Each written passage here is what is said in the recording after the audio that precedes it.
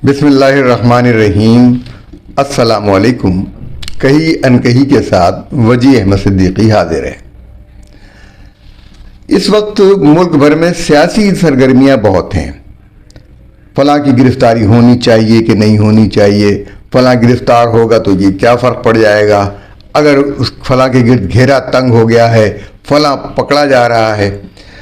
ये सारी चीज़ें होनी चाहिए, लेकिन ये सब कुछ इसलिए हो रहा है कि हम अपने इक़्तिदार की गिरफ्त को मजबूत कर लें। दूसरा शख्स इसलिए कर रहा है कि वो उसके हाथ से इक़्तिदार निकल गया था, वो दोबारा इक़्तिदार में आ जाए। पाकिस्तान के अवाम का असल मसला महंगाई है, उनकी ज़िंदगी है। वो अपनी ज़िंदगी किस तरह चलाएं। बेहतर बनाना तो बहुत दूर की बात है, जो ज़िंदगी है उसको किस तरह गुजारें। यानी जो गुजारी न जा सकी हमसे, हमने वो ज़िंदगी गुजारी है। यानी वो जो ज़िंदगी इस वक्त गुजार रहे हैं वो इस तरीके की है कि उसमें उनके लिए मुश्किलात रोज़ बरोज़ बढ़ती जा रही हैं। पेट्रोल की कीमतें आसमान से बातें कर रही हैं और कह रही है हुकूमत कि हमने IMF की तमाम शराइत पूरी कर दी हैं। IMF की शराइत क्या हैं, हमें यह नहीं बताया जाता। वो कहते हैं जी सब्सिडीज वापस ले लो, ये हमें बताते इस तरह से बताते हैं कि सब्सिडीज वापस ले लो और ये कर दो और वो टैक्स बढ़ा दो, ये टैक्स बढ़ा दो। नहीं, IMF ने यह जरूर कहा है कि सब्सिडीज वापस ले लो। IMF ने यह कहा है कि सब्सिडीज जो हैं वो गरीबों को मिलनी चाहिए, अमीर उससे फायदा न उठाए। आप पेट्रोलियम पे सब्सिडी देते हैं, उससे अमीर फायदा उठाते हैं। IMF ने कहा है कि आपके यहां डायरेक्ट टैक्सों की शरह कम है, उसे बढ़ाएं। डायरेक्ट इनडायरेक्ट टैक्सों की शरह बहुत ज्यादा है, लेकिन हुकूमत इनडायरेक्ट टैक्सों को बढ़ाए चले जा रही है। इसकी वजह यह है कि हुकूमत की रिट नहीं है। और रिट खो भी कैसे, खुद अपने ऊपर कौन सा कानून नाफिज करते हैं। जज मुफ्त की बिजली लेते हैं, 1000 से 2000 यूनिट तक मुफ्त बिजली। यहां पर 300 यूनिट से बिजली बढ़ते हैं तो उनका निर्ख बढ़ जाता है आम आदमी के लिए। यानी शर्म का मुकाम नहीं है ये कि 300-400 यूनिट इस्तेमाल करने वाला शख्स जो है वो 25-30 हज़ार रुपए बिल दे,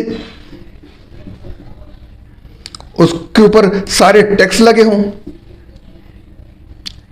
बिजली की कीमत से आधे से ज्यादा टैक्स लगे होते हैं। सब्सिडी तो दूर की बात है, सब्सिडी तो इसमें मिलती ही नहीं है। सब्सिडी मिलती है तो उस कंपनी को मिलती है, पेट्रोल मिलता है तो उस कंपनी को मिलती है, उस गैस मिलती है तो उस कंपनी को मिलती है। कमाते हैं वो, उस पे से डायरेक्ट टैक्स नहीं देते। इनकम टैक्स की शरह कम से कम है। सेल्स टैक्स हर एक चीज पर लगा हुआ है, बिस्किट से लेकर चाय और हर चीज पर सेल्स टैक्स लगा हुआ है। लेकिन कितना सेल्स टैक्स जमा होता है ये कभी बताया कौम को? नहीं बताया, क्योंकि उसमें से डंडी मारी जाती है। डायरेक्ट टैक्स होना चाहिए इन तमाम कंपनियों पर जो प्रोडक्शन करती हैं, उन पर डायरेक्ट टैक्स होना चाहिए और ये उनकी प्रोडक्ट पर नहीं लगना चाहिए। आम आदमी के पास जब वो प्रोडक्ट पहुंचे तो वो 15% सेल्स टैक्स से मिना हो, उस पर न लगा हुआ हो। वो बेचारा अपनी जेब से मामूली बिस्किट का पैकेट 50 रुपए का हो गया, इसलिए कि वो सेल्स टैक्स उसके ऊपर लगा हुआ है। ये सारे टैक्सेस, ये सारी शराइत अक़वाम मुत्तहिदा के चार्टर और इंसानी हुकूक के चार्टर और पाकिस्तान में आइन, पाकिस्तान और पाकिस्तान के आइन में इंसानी हुकूक की दी गई जमानत के खिलाफ है। इसको चैलेंज किया जा सकता है। IMF से इसके ऊपर मुज़ाकरात किए जा सकते हैं, लेकिन IMF ने तो कहा है कि जनाब, आपने जो तबक़े अशराफिया को मराहत दी हैं, वो जो 18 अरब डॉलर सालाना की मराहत आपने तबक़े अशराफिया को दी है, जिसमें मकान का किराया है, जिसमें मुफ्त पेट्रोल है, जिसमें मुफ्त बिजली है, जिसमें मुफ्त टेलीफोन है, जिसमें आला दर्जे की वीगो गाड़ियाँ, बहुत आला लग्जरी गाड़ियाँ हैं, जिसके अंदर प्लाटों की तकसीम है, वो सब वापस लें आप। वो सारी चीज़ें वापस लें। ये तकलीफ हुकूमत से नहीं हो सकती, क्योंकि तबक़े अशराफिया, चाहे वो हुकूमत में हो, फौज में हो, ब्यूरोक्रेसी में हो, या ताजरों की सूरत में। ताजरों की सूरत में इसलिए कि ये ताजिर टैक्स नहीं देना चाहते। जब भी टैक्स की बात होती है, फिक्स टैक्स की बात होती है, तो सारे ताजिर एहतजाज करने लगते हैं। क्यों भाई? और मलबा नज़ला गरीब आवाम पे गिरता है। हर शख्स, हर ठेले वाला, हर दुकानदार अपनी आमदनी के मुताबिक टैक्स दे। मसलन एक ठेले वाला 500 रुपये महीना टैक्स दे, तो जितने भी ठेले हैं वो एक रेगुलराइज हो जाएंगे, एक रेगुलराइजेशन के फॉर्म में आ जाएंगे। और वो तरक्की करना चाहेगा तो खुद ब खुद उसको टैक्स बढ़ाएगा कि ठेले से दुकान में जाएगा, तो उसे कोई एक सहूलत हासिल होगी, फिर उसे अपना ठेला लगाने की जगह भी मिलेगी। लेकिन मैं इस बात को मुख्तसर करता हूं। असल चीज़ ये है कि जो कुछ हो रहा है वो इंसानी हुकूक की खिलाफ वर्जी है। इस वक्त जो इनडायरेक्ट टैक्सेशन की शरह है पाकिस्तान में, वो जालिमाना हद तक बढ़ गई है, जो इंसानी हुकूक की हद से आगे निकल गई है। इस मसले को कोई सियासी जमात नहीं उठा रही है, न इसके लिए एहतजाज कर रही है, न वो अक़वाम मुत्तहिदा से कह रही है, न वो हुकूमत पाकिस्तान से कह रही है, न ही अदालतों को इसकी फिक्र है। क्यों कि अदालत के जज साहब 15-15 लाख पेंशन लेते हैं, जो उनका हक और इस्तेहकाक हरगिज नहीं है। ये उस सूरत में भी उनका इस्तेहकाक नहीं है कि ये 24 घंटे ये अदालतें, साल के 12 महीने ये अदालतें खुली रहें, तब भी ये उनका इस्तेहकाक नहीं बनता। लेकिन ये अदालतें तो इंसाफ का कब्रिस्तान बन गई हैं। कितने ही मुकदमात बरसों से इनके सर पे पड़े हैं। इनको दिलचस्पी है तो उन मुकदमात में जहां से इनको इख्तिदार की राहें नजर आती हैं। पहले कहा जाता था कि लोगों की तनख्वाह बढ़ा दी जाए तो ये रिश्वत नहीं लेंगे, तो इनकी तनख्वाह बढ़ा दी गई, और इतनी बढ़ा दी गई कि एक तनख्वाह में साल भर का गुजारा हो सकता है, एक तनख्वाह में। लेकिन इन्होंने साल भर की तनख्वाहों में कई बरसों की तनख्वाहें ले ली हैं, अरबों खरबों की जायदादें बना ली हैं। उसके बावजूद ये 15-20 लाख और 30-30 लाख तनख्वाहें लेने के बावजूद ये खोखा, ये पेटी और ये ट्रक, ये रिश्वतों के अंबार लग गए हैं। इन जजों ने इस कदर रिश्वतें ली हैं कि दुनिया ने कह दिया है कि पाकिस्तान में करप्ट तरीन इदारों में अदलिया अव्वल दर्जे पर है, अदलिया पुलिस दूसरे दर्जे पे आती है। जाहिर है यहां पर कानून का निफाज नहीं हो सकता। जहां रिश्वत होगी वहां हुकूमत की रिट खत्म होगी।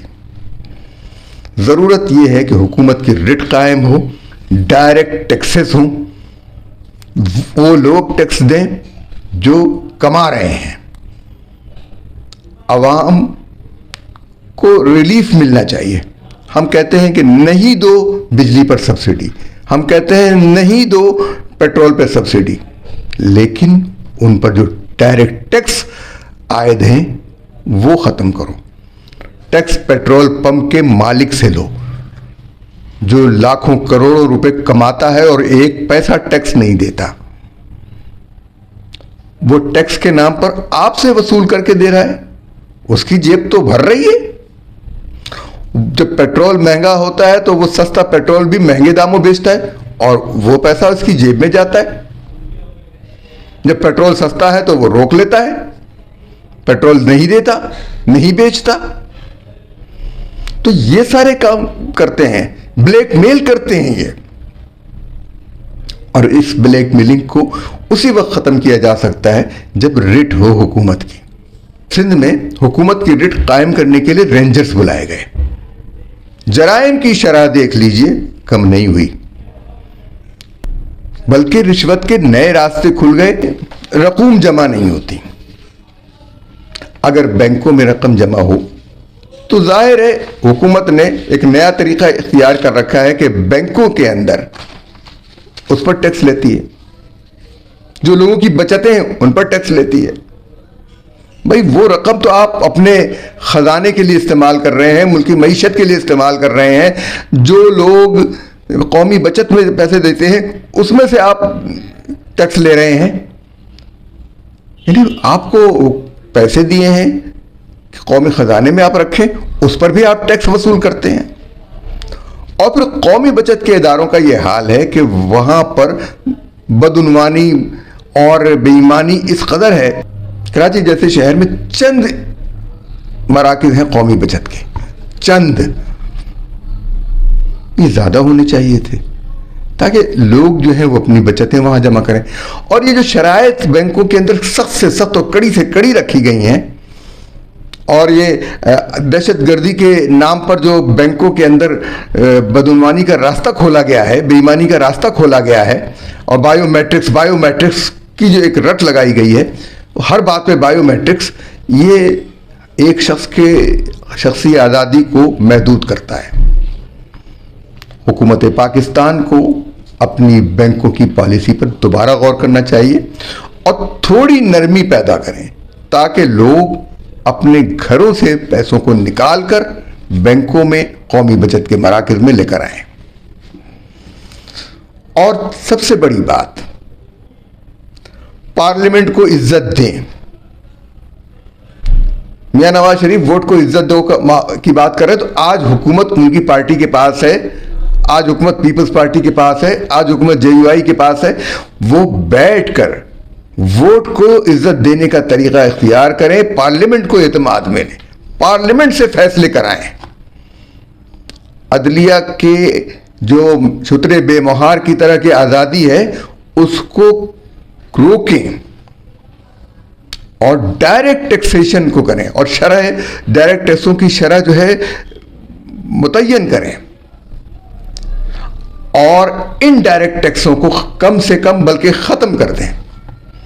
पेट्रोल पे से ख़त्म करें, दीगर अशियाए सर्फ पे से ख़त्म करें, टिकटों पर से ख़त्म करें, सफ़र के रास्तों पर से ख़त्म करें, क्योंकि आपने इंसानी हुकूक के चार्टर की खिलाफ वर्जी की है और इस चार्टर की खिलाफ वर्जी जो है वो बहुत बड़ी बेईमानी की बात है। अक़वाम मुत्तहिदा, जब आप इमरान खान ने 2019 में IMF से मुआहदा किया तो यही मुआहदे किए थे जो संगीन किस्म के, और मौका मिला कोरोना की वजह से उससे कोई फायदा नहीं उठाया कि इससे निकल आते, लेकिन चूंकि उनका एजेंडा ही कुछ और था।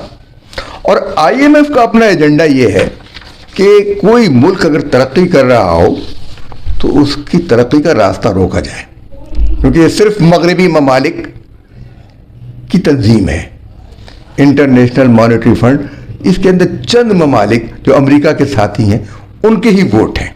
इंतहाई गैर जमहूरी तंजीम है, लेकिन इक्तिसादी बालादस्ती के लिए ये ज़रूरी है दुनिया को ग़ुलाम बना रहे हैं। और ग़ुलाम बनाने की जो अक़वाम मुत्तहिदा के जो चार्टर की चौथी शिक़ है वो ममानियत करती है। इसके अलावा 25वीं 20वीं सारी चीज़ें उन सब की खिलाफ वर्जी कर रही है। ये IMF के साथ जो पाकिस्तान का मुआहदा है वो अक़वाम मुत्तहिदा के चार्टर के इंसानी हुकूक़ के चार्टर, इक़्तिसादी हुकूक़ के चार्टर और पाकिस्तान के आइन में जो इंसानी हुकूक़ की ज़मानत दी गई है उसके ख़िलाफ़ है।